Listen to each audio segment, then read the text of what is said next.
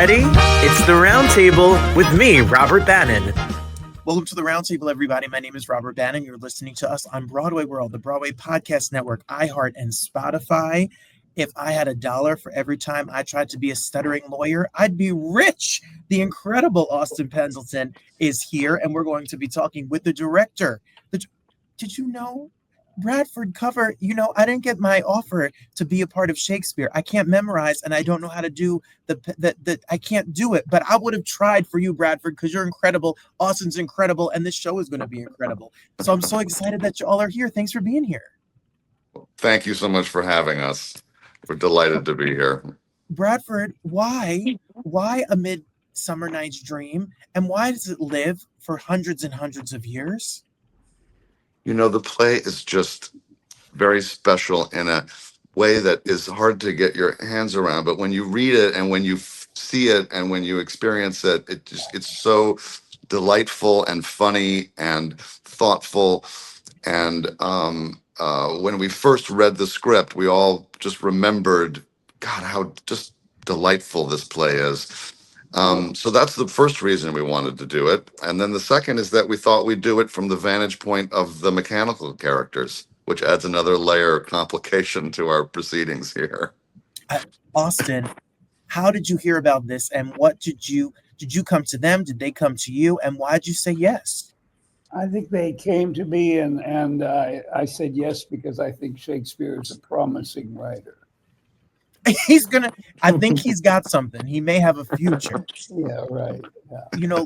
Last time I saw you, Austin, on stage, you were at the Cherry Lane Theater. You were doing karaoke in a back room on stage of a show. You were singing. You were so brilliant. You have made it in a career where his bio just says you've seen Austin in everything. The end. What you know him. You've been here.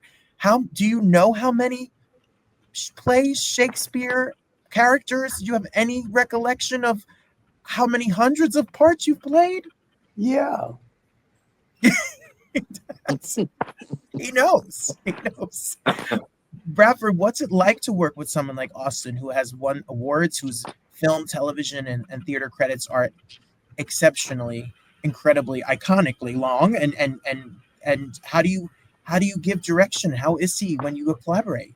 Well, it's wonderful to have been in the theater for as long as we have, because we've had the chance. Austin's directed me in plays. I've directed him in some readings. Now I'm directing him in a play.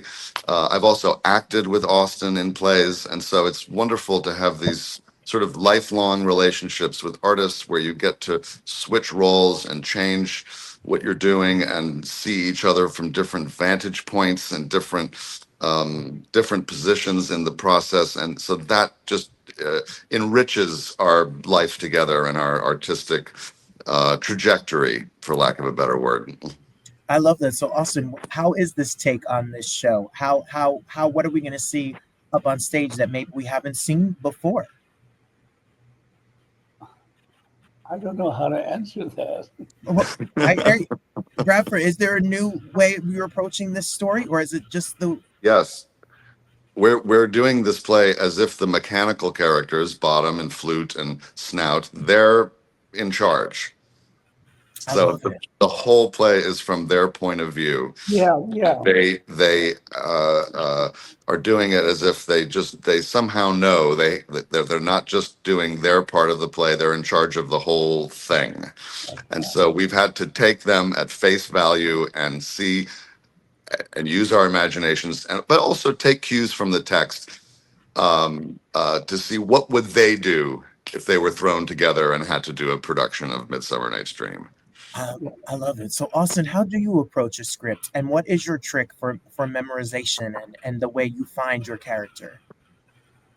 Well, my biggest trick to memorization is to try to get younger.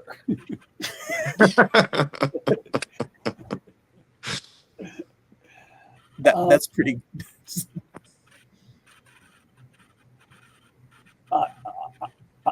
I don't know how to answer that question. He just gets in there. You've just been doing it. I get it. So Bradford, for you're a theater guy. I saw 1,000 Clowns on Broadway. I mean, you have done a lot of theater. around Gosh, New York City. yeah. Um, when did you decide that directing was something? Has that always been a dream? Is that something you've been doing for a long time? What's your journey been like to being a director? Yeah, I did a fair amount of it when I was young, and I really enjoyed it. But when I got to New York to start my adult life here, I really was more interested in acting, and I really went for that, and I really was fortunate enough to be able to do some wonderful projects and work with some amazing people, and I felt very lucky, and I was very happy for a long time. But then as I got older, I started to think about directing more. And when we started this theater company, the Resident Acting Company, we needed a director. So I thought, I better start doing it again. And it's been a real pleasure and an adventure at the same time. Well, while we're talking about this, you have 3 weeks to see the show October 11th to November 2nd at the Sheen Center for Thought and Culture down on Bleecker Street, and the tickets are available and are on sale. And what I love what you all do is that you can get tickets, everybody, for less than you could get a pizza in New York City. They're making Shakespeare accessible and theater accessible for everybody to check this out. Bradford, what is the mission of this theater company, and what can you tell us what it's like to be a part of it? Well, the mission is really to be an acting ensemble. And we've all are artists who've worked together for a long time. And so we really felt that we had something to offer in terms of ensemble theater. And we're just so happy that we've been able to raise enough money to do our first full production, which is what this is. Up until now, we've been doing readings, and that's what we've had funding for. So it's been good, but that's been nice, but it's not quite the full experience. So this time, the last 4 weeks we've been rehearsing has been just one of the most exciting times in my Yeah, life. And yeah, it's been thrilling to meet every day and work with these incredible artists to build this show.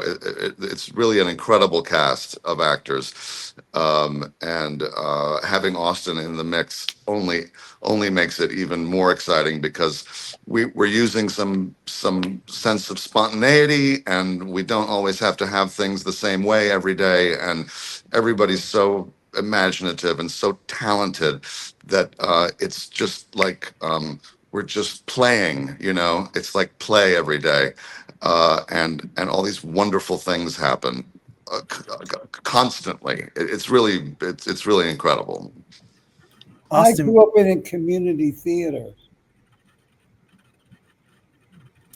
So, I mean, from the age of 8, I would watch people rehearse in our living room. Yeah. Yeah. and has that been the feeling you've had working with this incredible group of actors? Yes. It's wonderful. What a beautiful group. You guys have assembled a really incredible group. Bradford, besides the legend that is Austin Pendleton, who else do we get to see? What's it been like to work with the other actors that are a part of this? Well, we have Rachel Botchin, who was a longtime associate of mine from the Pearl days. We're an outgrowth of the Pearl Theater Company, which went out of business a few years ago, and so we started with the actors from the Pearl. We were the company members there, and that's I why we're grew up called the in Resident Windsor Acting in Company. Toys in the Attic. Yes, that's right, and Yeah. she's an incredibly talented actress. We have Anik Clements, who is our new member of the company, and she has just fit right in from the first minute. She's picked up the vibe of the group, and she's incredibly talented and an imaginative young actor. And I'm just so grateful she's in the mix. We have Andy Patterson, who is a wonderful madman, and he loves to bring in props, and he has a large assortment of musical instruments, and so every day he's bringing in like this extraordinary amount of things for us to play with. We were joking that his entire apartment is going to end up in the rehearsal studio at some point. One day he brought in one of those things you walk through, like a beaded thing for a doorway, and put it in the rehearsal door.